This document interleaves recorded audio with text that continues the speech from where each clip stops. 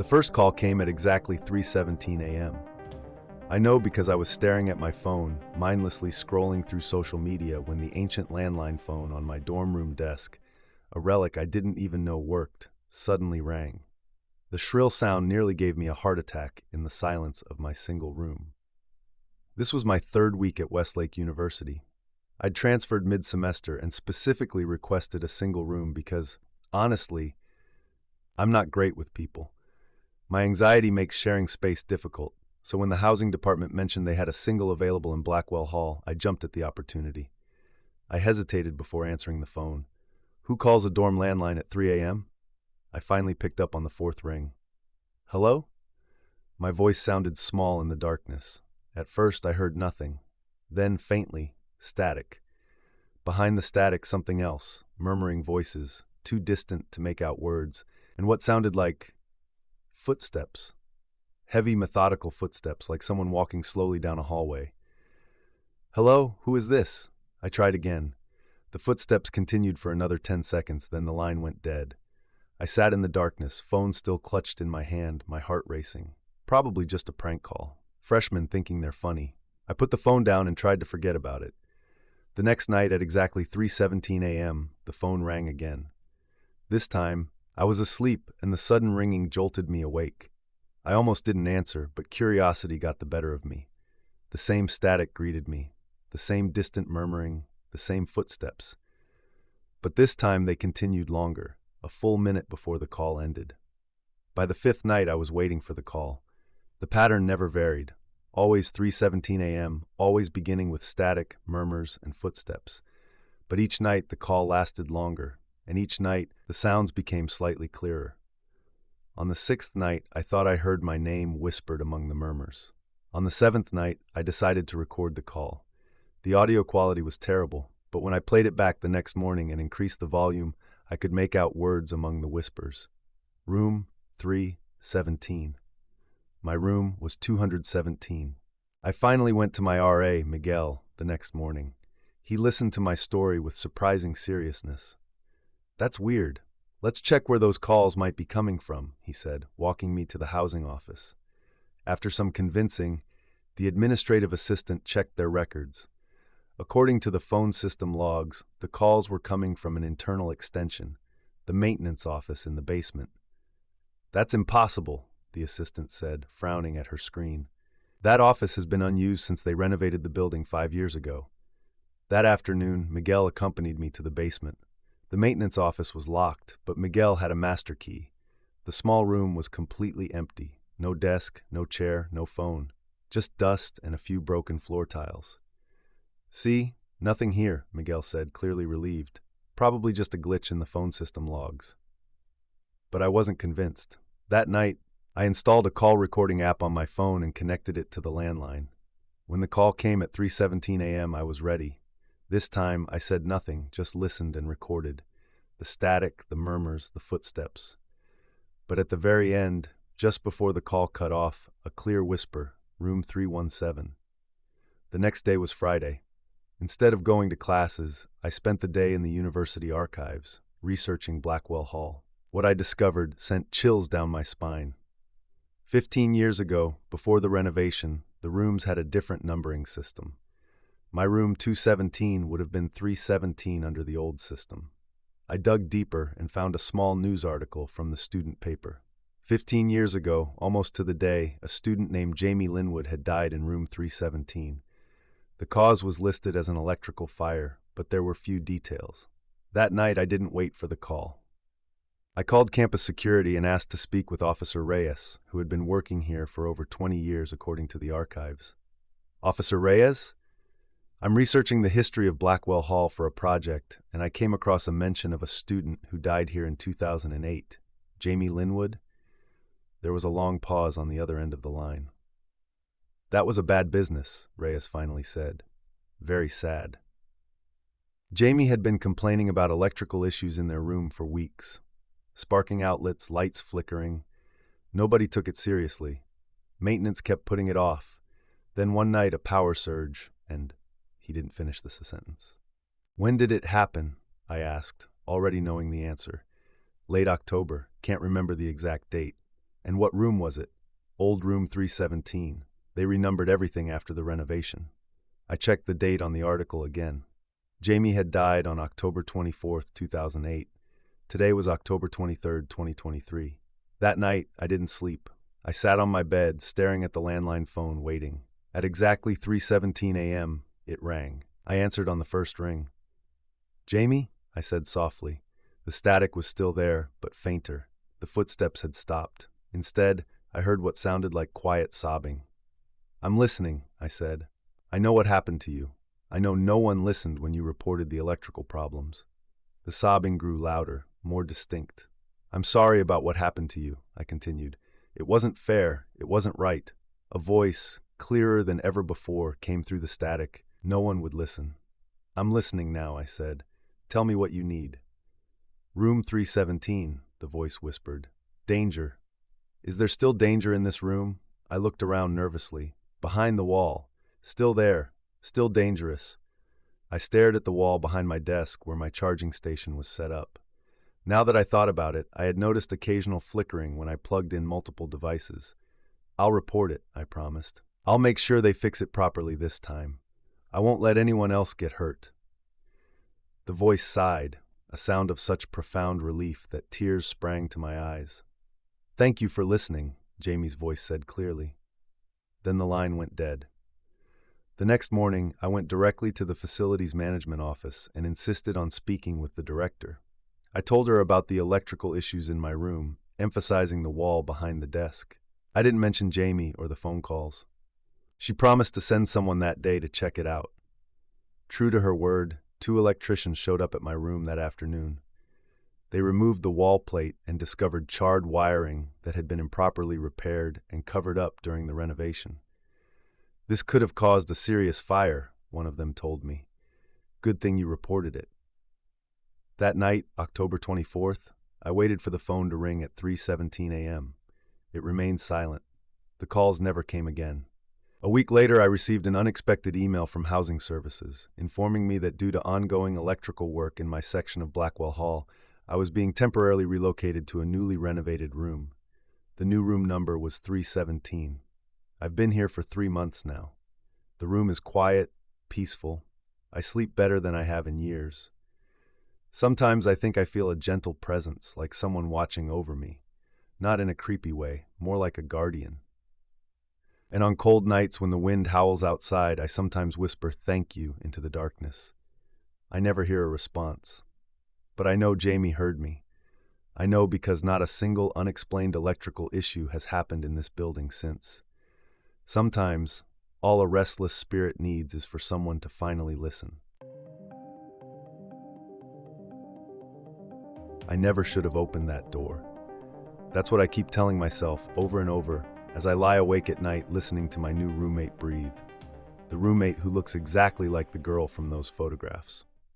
The girl who wasn't supposed to exist. Let me back up. My name is Alex, and last spring semester, I worked part-time as a maintenance assistant at Pinecrest College, this tiny liberal arts school tucked away in the forests of the Pacific Northwest. The job was simple. Change light bulbs, unclog toilets, help the full-time maintenance staff with odd jobs around campus. Nothing exciting, but it helped pay tuition. The master key was the coolest part of the job. Having access to every room on campus gave me this weird sense of power, even though I only used it for legitimate work orders. It was during spring break when it happened. The dorms were practically empty, with most students gone for the week. I was catching up on homework in the maintenance office when my supervisor called about a faulty thermostat in room 213 of Oakwood Hall.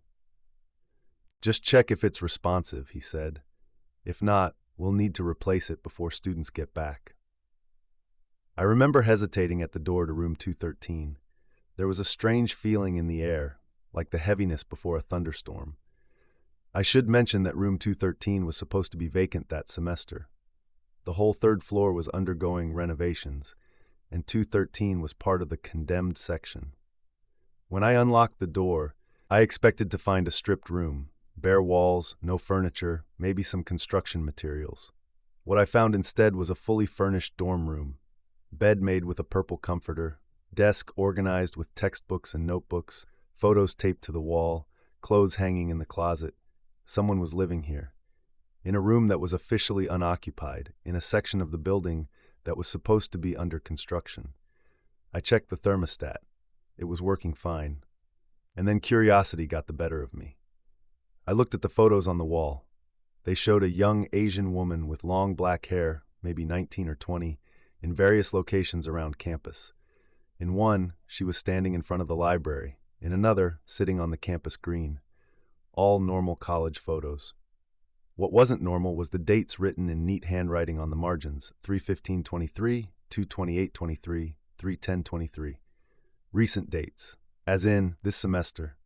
I moved to the desk and noticed a student ID card. The photo matched the girl in the pictures. Meredith Chen, the name read, with an issue date of September 2022. The notebooks on the desk were filled with notes for classes: organic chemistry, comparative literature, abnormal psychology. The handwriting was small and precise. But as I flipped through the pages, I noticed something strange.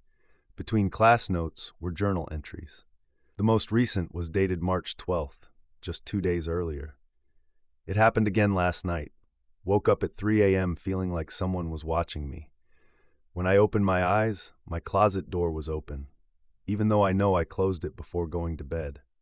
I keep telling myself it's just the old building settling, but I'm not sleeping well anymore. When I mentioned it to my neighbor, she looked at me like I was crazy and said, "No one lives next door to me." But I hear them every night, moving around, whispering. Sometimes it sounds like they're right on the other side of my wall, whispering my name. I felt a chill reading those words. I closed the notebook quickly and headed back to the maintenance office. "Hey, is there a student named Meredith Chen living in Oakwood?" I asked the housing coordinator when I returned. She typed the name into her computer and frowned. "No Meredith Chen in the system. Why?" "Just thought I recognized the name," I lied. "What about room 213 in Oakwood? Is anyone assigned there?" "Definitely not. That entire floor is closed for renovations." She gave me a suspicious look. "Did you see someone up there? Because that would be a serious safety violation." No, I said quickly. Just double-checking." That night, I couldn't sleep. I kept thinking about the room, the photos, the journal entries. How could someone be living in a room that was officially vacant? How could Meredith Chen not exist in the student directory? The next morning, I convinced my supervisor to come with me to room 213. "I just want to double-check that thermostat," I said casually. "It seemed a little off yesterday." He grumbled but agreed. When we opened the door, I nearly gasped aloud. The room was completely empty. Bare concrete floors, exposed wiring hanging from the ceiling, a plastic sheet covering the window, construction materials piled in one corner. Exactly what an under-renovation room should look like. "Where?" I started to say, then caught myself. "Where what?" my supervisor asked. "Nothing," I mumbled. "I guess the thermostat's missing. Must be part of the renovation." He shrugged. "I'll make a note. Come on, we've got other work orders to fill." I returned to room 213 several times over the next few days alone. It remained empty, showing clear signs of ongoing renovation that had obviously been underway for months. There was no trace of Meredith Chen or her belongings. I began to question my own memory. Had I entered the wrong room? Had I dreamed the whole thing? I became obsessed, showing the phone photo I'd taken of her student ID to people around campus. No one recognized her. 3 weeks after the incident, a campus-wide email arrived in my inbox. "The Pinecrest College community mourns the passing of exchange student Meredith Chen, who died in a hiking accident during orientation week. A memorial service will be held Saturday at 3 p.m. in the campus chapel." My hands shook as I read the email. Orientation week was in September, 7 months ago. The email included a photo of Meredith. It wasn't the same girl from the photos in room 213. I attended the memorial service out of a morbid curiosity I couldn't explain. The chapel was half full, mostly faculty and a few international students. As the chaplain spoke about a life cut tragically short, I scanned the room restlessly. And then I saw her. Standing at the back of the chapel, partially hidden behind a column, was the girl from the photos in room 213. Our eyes met for a brief moment, and she gave me a sad smile. I stood up immediately, but a group of late arrivals blocked my view as they entered. When they passed, she was gone. I rushed outside, searching the grounds around the chapel, but found no trace of her. Summer came and went. When fall semester began, I was assigned a new roommate in my double room that had been single last year. The housing office email just listed her as Chen M. When I opened my door on move-in day, she was already there, unpacking. Long black hair, the same sad smile I had seen in the chapel. She looked up as I entered. "Hi," she said. "I'm May. Looks like we're roommates." She doesn't remember me, or at least pretends not to. She's a perfectly normal roommate, quiet, studious, keeps to herself. But sometimes, late at night, I hear her whispering to someone, even though we're alone in the room. And last week I found a notebook pushed to the back of our shared bookshelf. The handwriting inside, small and precise, details strange occurrences in room 213, dated from last spring semester. My new roommate has never lived in room 213. I checked, but when I asked her about the notebook, she just stared at me with an expression I couldn't read and said, "Some rooms remember us, even when we're supposed to be forgotten." I don't know who or what my roommate is. I don't know if she's connected to the real Meredith Chen who died last year. I don't know how to explain what I found in room 213 that day. All I know is that I never should have opened that door, because now, whatever was behind it has followed me home. I still check the woods at night. I know it sounds crazy. It's been 8 months since it happened, but I can't help it. Every time I walk past a window after dark, I find myself scanning the tree line, looking for movement, for watching eyes, for any sign of them, because I know they're still out there, and I know they remember my face. It started during finals week last December. My roommate Zoe and I had been cramming for our biology exam at the 24-hour library. We'd been friends since orientation, both of us freshmen at Riverdale University, both nursing majors, both night owls. We just clicked, you know? The kind of friendship that forms quickly, but feels like it's been there forever. The night it happened, we'd stayed at the library until almost 2 a.m. It was snowing when we left, big fluffy flakes that muffled all sound. The campus was beautiful, covered in a fresh blanket of white, the lampposts creating pools of golden light against the darkness. As we crossed the quad toward our dorm, Zoe suddenly stopped walking. "Do you see that?" she whispered, nodding toward the edge of campus where the woods began. I squinted into the darkness. "See what?" "There's someone standing between those two pine trees. They're watching us." I looked harder but saw nothing except shadows and snow. "It's probably just a tree branch," I said. "The snow is making everything look weird." But Zoe wasn't convinced. She stayed close to me as we hurried along the path, and I noticed she kept glancing over her shoulder. "I swear someone's watching us," she muttered. That's when I noticed the footprints. Fresh tracks in the snow heading from the woods toward the path we were on. But they didn't follow a straight line. They zigzagged erratically, like whoever made them had been stumbling or dancing. "Those are weird," I said, pointing. Zoe looked down and frowned. "They don't look like normal footprints." She was right. They were too small, almost childlike, and spaced oddly far apart, as if whoever made them had been leaping rather than walking. We hurried back to our dorm room, both of us feeling unsettled but trying not to show it. We joked about stress hallucinations from studying too hard, made some ramen, and finally went to bed around 3 a.m. I fell asleep almost immediately. The last thing I remember is seeing Zoe scrolling on her phone, the blue light illuminating her face in the darkness. When I woke up at 9 a.m., Zoe's bed was empty. I didn't think much of it at first. She probably went to get breakfast or do some last-minute studying before our exam at noon. But when she didn't answer my text by 10:30, I started to worry.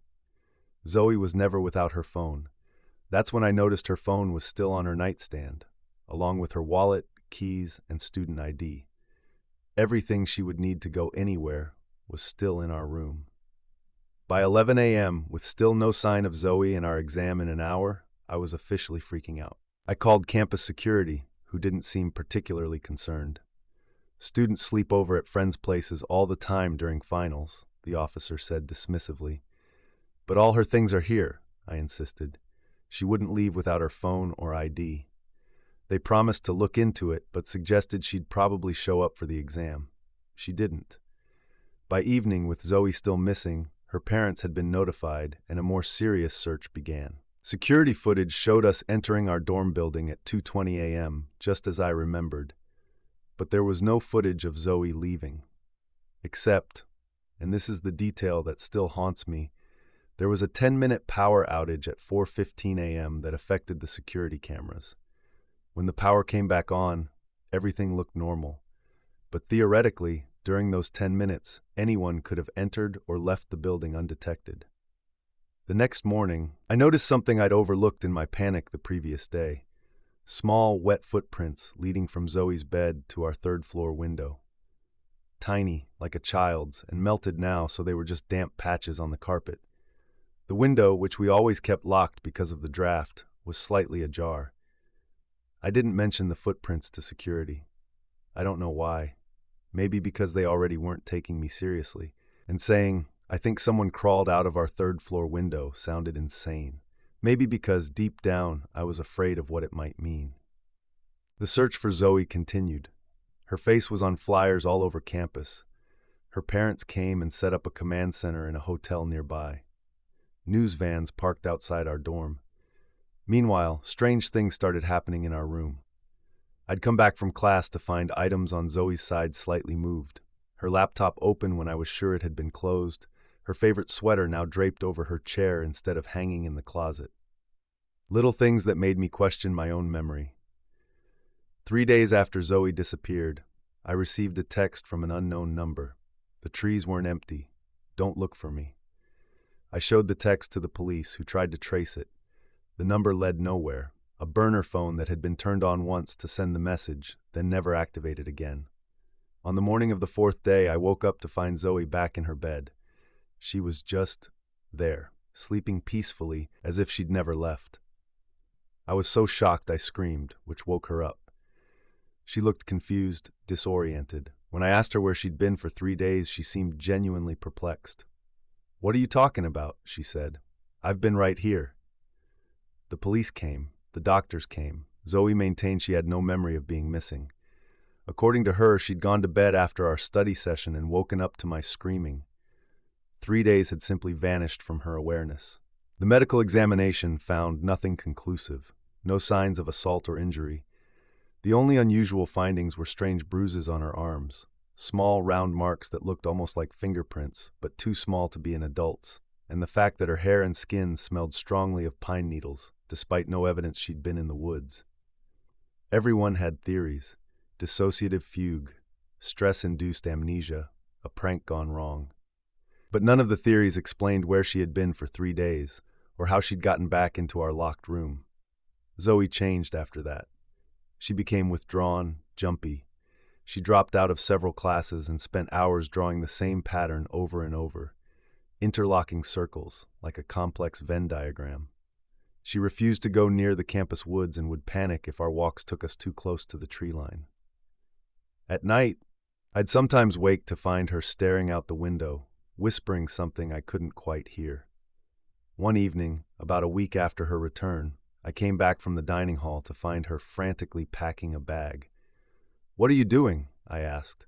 "I have to leave," she said, not looking at me. "I can't stay here anymore." "Zoe, talk to me. What's going on?"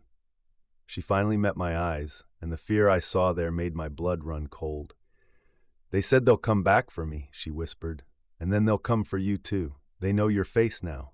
"Who? Who said that?" But she wouldn't explain further. The next day, she withdrew from the university and moved back home to Ohio. We tried to stay in touch, but her responses grew increasingly erratic before stopping altogether. Her social media accounts were deleted. The last text I got from her was a single line: "Don't look out windows after dark. They watch for familiar faces."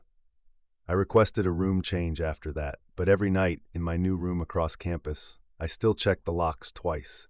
I still avoid looking out windows after sunset.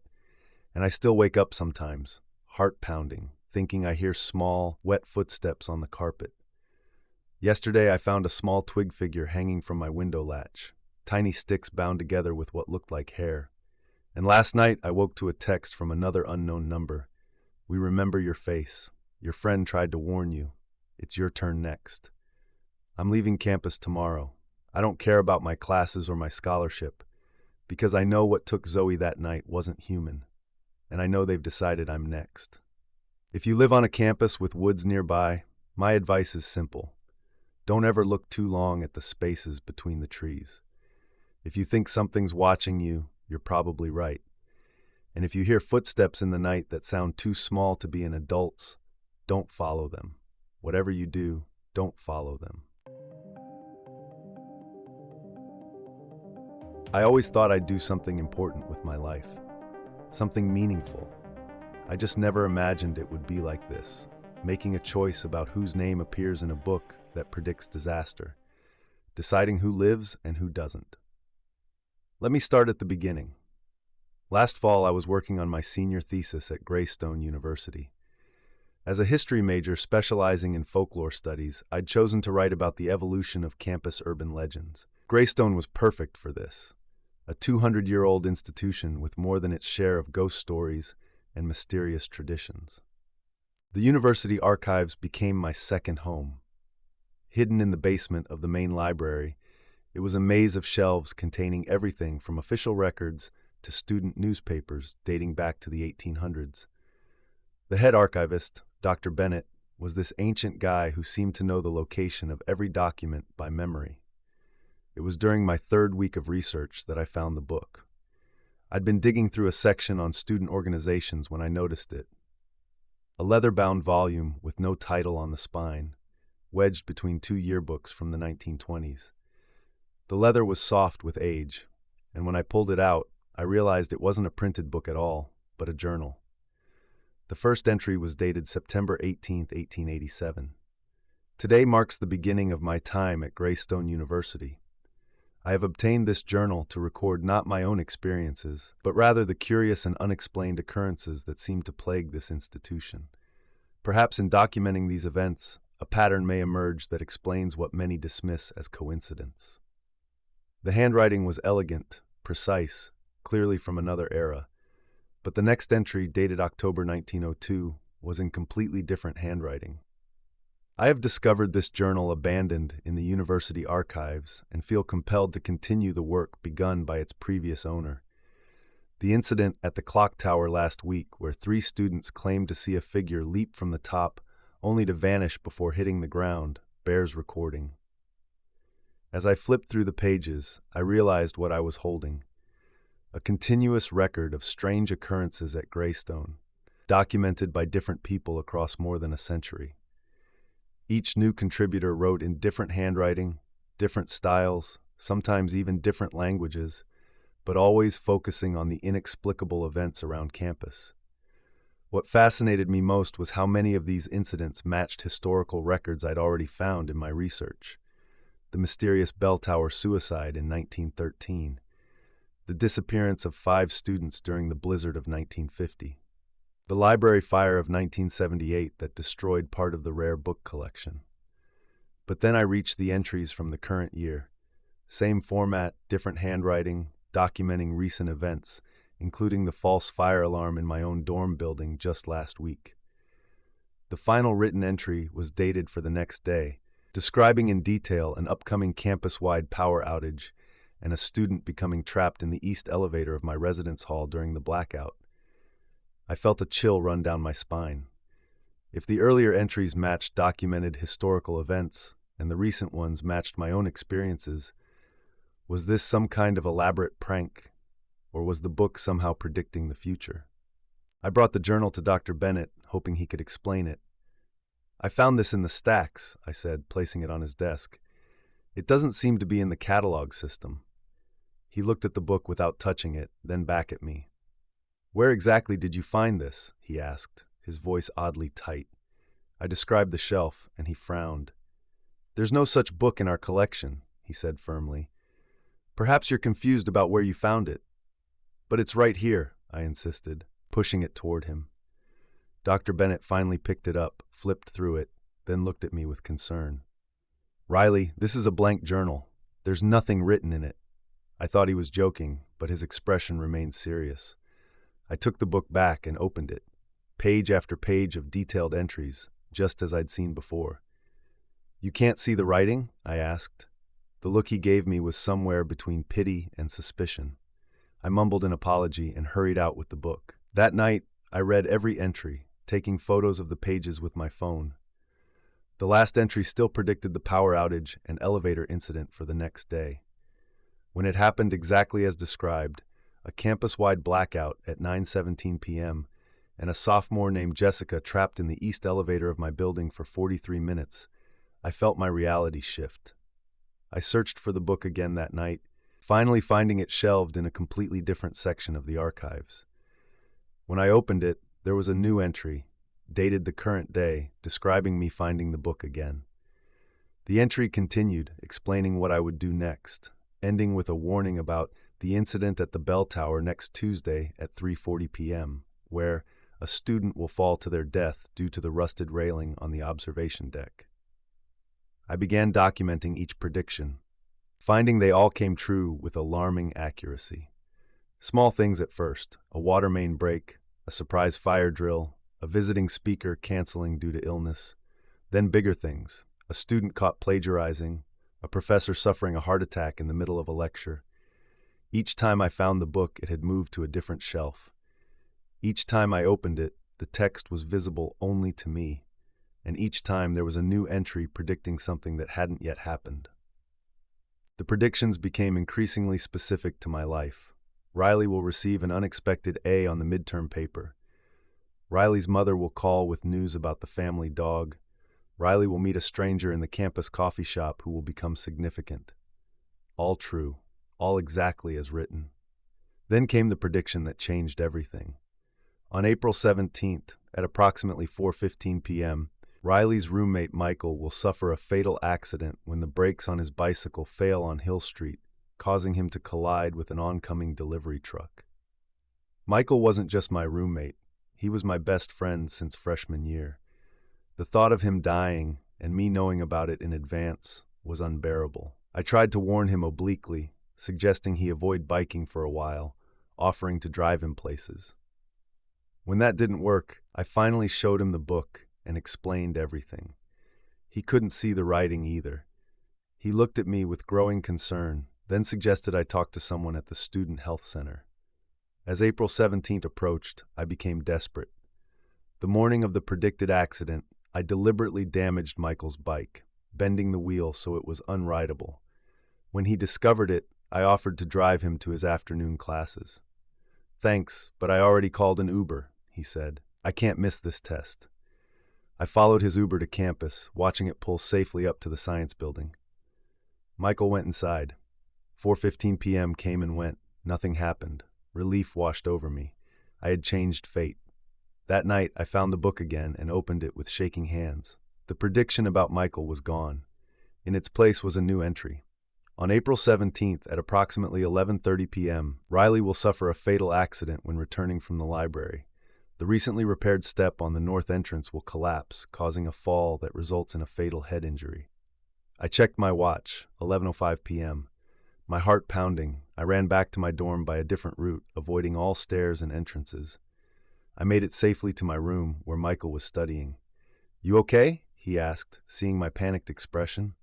"Yeah," I lied, trying to catch my breath. "Just wanted to get back before it started raining." The next morning, I checked the book again. The prediction about my death was gone.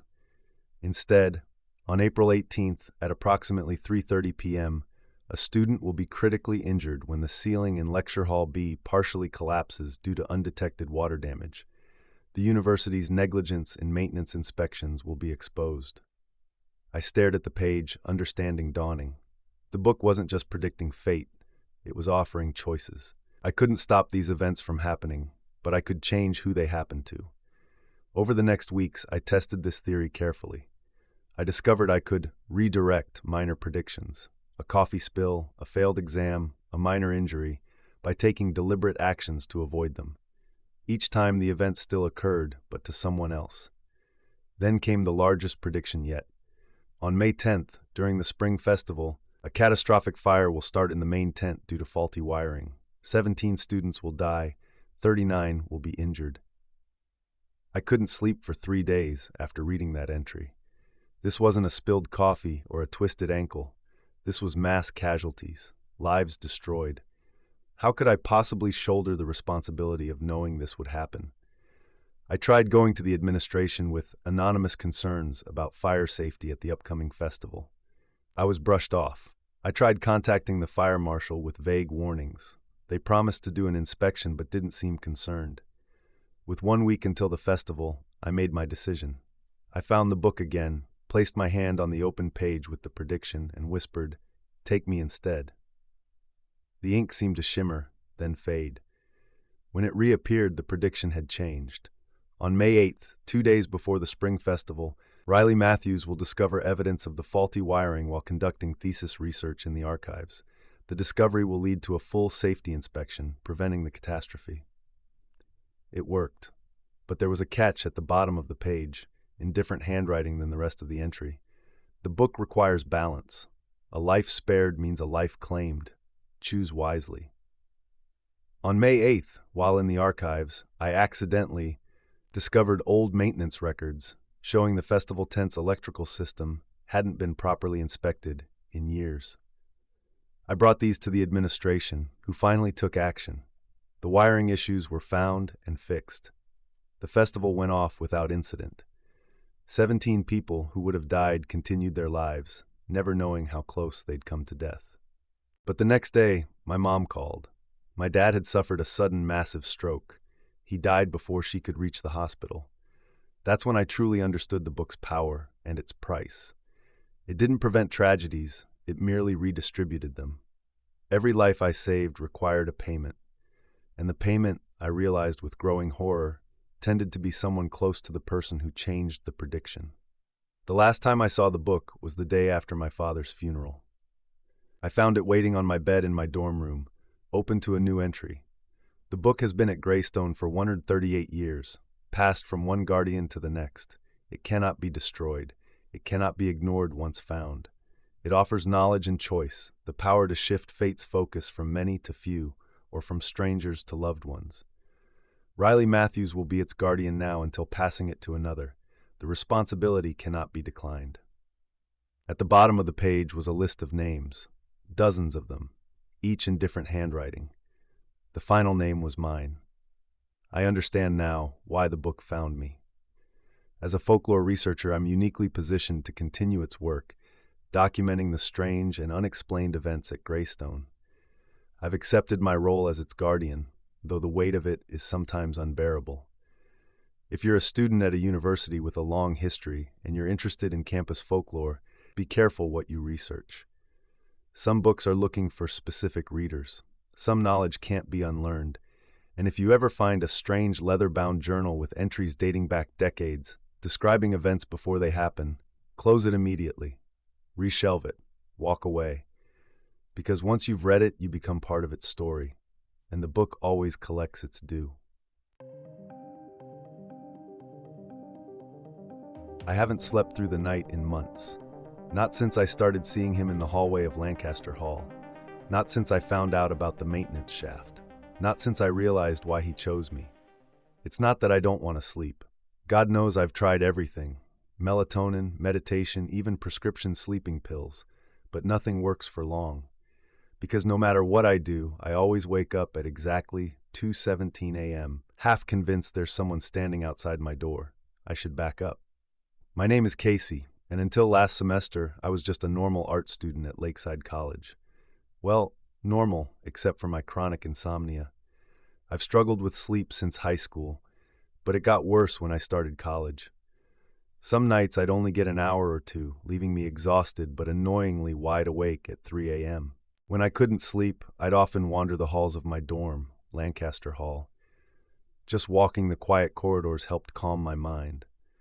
Most nights I'd have the place to myself, maybe passing the occasional student stumbling back from a party or cramming for an exam.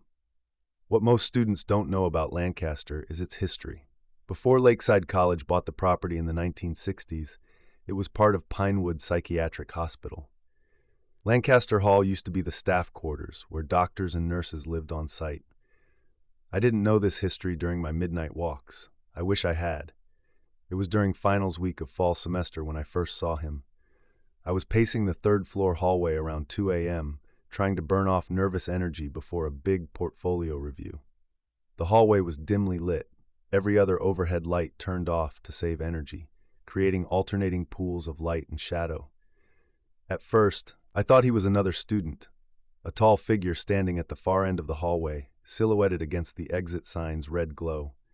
He appeared to be wearing some kind of uniform, what I initially thought was a security guard outfit. "Hello," I called, my voice sounding too loud in the quiet hallway. The figure didn't respond. Instead, he turned slowly and walked around the corner. Curious, I followed. But when I reached the corner, the connecting hallway was empty. 4 doors, all closed, lined the short corridor. He'd disappeared. I didn't think much of it that night, assumed it was a security guard doing rounds who'd entered one of the rooms. But the next night, unable to sleep again, I saw him in the same spot. This time, I noticed something odd about the uniform. It looked old-fashioned, with a high collar and stiff shoulders, more like something from the 1950s than modern security gear. And this time, when I approached, I realized I could see the exit sign through his shoulder. Not clearly, but enough to make my breath catch. Again, he turned and disappeared around the corner. Night after night, I kept seeing him, and each night he stood closer to my end of the hallway. Each night, his form became more distinct, less transparent. Each night I noticed more details. The orderly's uniform from another era, the name tag I couldn't quite read, the strange dark stain spreading across his back. After a week of these encounters, I finally mentioned it to my RA, Mason. "Hey, do you know if Lancaster is supposed to be haunted or something?" I asked casually. Mason looked uncomfortable. "Why do you ask?" "I keep seeing this guy in the hallway at night. Looks like he's wearing some kind of old hospital uniform." Mason's face paled. "Where exactly do you see him?" "Third floor, main hallway, usually around 2 a.m. He closed his door and lowered his voice.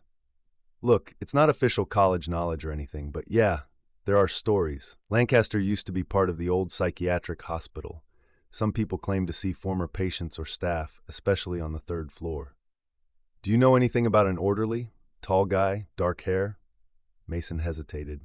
"There's one story. Supposedly an orderly went missing in the 1950s. They found him months later in a sealed maintenance shaft.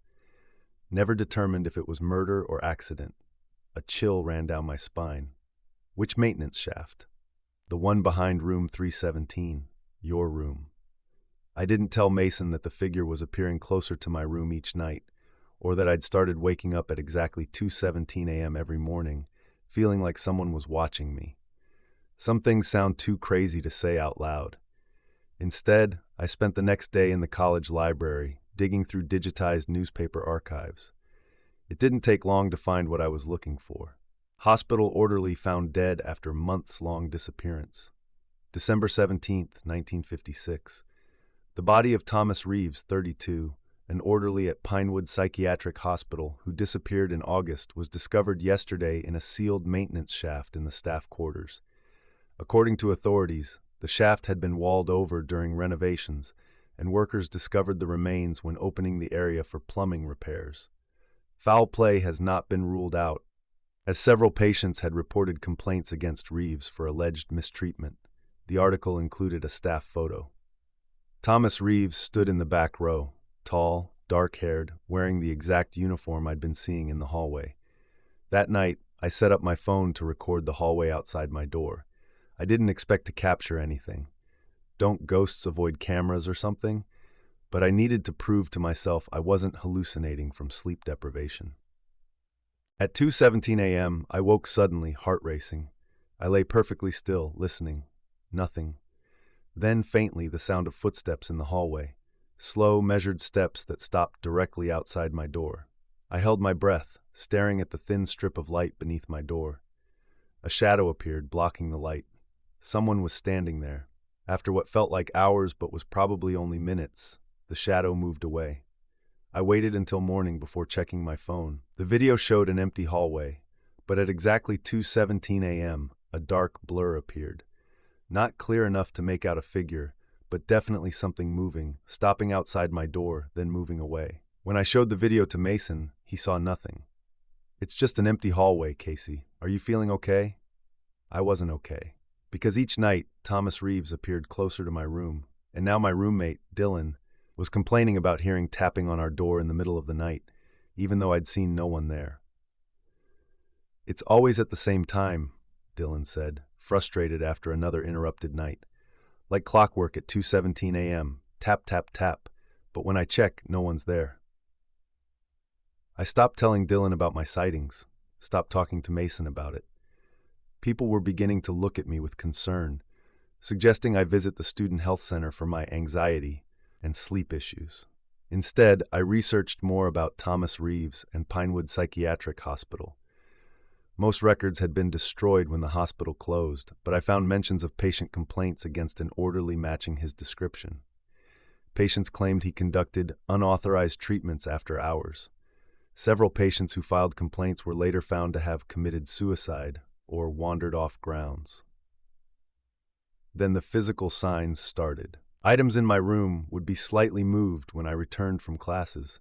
My sketchbook opened to a different page, my coffee mug on the opposite side of the desk. Dylan didn't notice, but I did. The maintenance department announced they needed to access the old shaft behind our room for plumbing issues. They broke through the wall in our closet, revealing a narrow vertical passage with rusted pipes and ancient wiring. One of the workers found a metal box wedged behind a pipe. Thinking it might contain old tools, he opened it. Inside were patient files, dozens of them, yellowed with age. I shouldn't have looked. I should have let the maintenance workers turn everything over to administration. But something compelled me to flip through the files while the workers were on their break. Most contained standard psychiatric evaluations from the 1950s, but one file made my blood freeze. The patient name at the top, Casey Morgan. Date of birth, May 17, 1935. My name, my birthday, just 60 years earlier. The photo clipped to the file showed a young woman with my same hazel eyes, my same heart-shaped face, my same slightly crooked smile. The final entry dated August 3, 1956. Patient continues to report orderly Reeves conducting experiments during night shifts. Claims he enters her room at 2:17 a.m. Given patient's persistent delusions and family history of schizophrenia, these accusations have been dismissed. Increased sedative dosage recommended. 2 weeks later, Casey Morgan was found dead in her room. Cause listed as suicide. 2 weeks after that, Thomas Reeves disappeared. I don't know if I'm the reincarnation of that long-ago Casey. I don't know if Thomas Reeves murdered her and was then killed in retaliation. I don't know why he's appearing to me now, 67 years later. All I know is that 3 days after finding that file, I received an email from Housing Services informing me I was being reassigned to a different dorm effective immediately. No explanation given. When I asked the housing director about it, she seemed confused, claiming the request had come from me. I never requested a room change, but I took it as the gift it was and moved out that same day. The night before I left Lancaster Hall for good, I received an anonymous email. Some spaces remember, some spaces wait. You were in the wrong room, but the right place. He won't follow you now. The cycle is broken. I've been in my new dorm for 2 months. My insomnia has improved. I no longer wake at exactly 2:17 a.m. I no longer see Thomas Reeves in the hallway. But sometimes, when I'm sketching late at night, my hand will move of its own accord, drawing the same face over and over, a young woman with hazel eyes and a heart-shaped face, looking out from my sketchbook with a sad expression. And sometimes I whisper to her, I heard you, I believed you, you can rest now. I don't know if she hears me, but I like to think she does. If you live in a dorm with history, especially one that used to be something else, pay attention to the spaces around you. Buildings remember. And sometimes they're trying to tell you something important. Just be careful that you're not hearing it too late.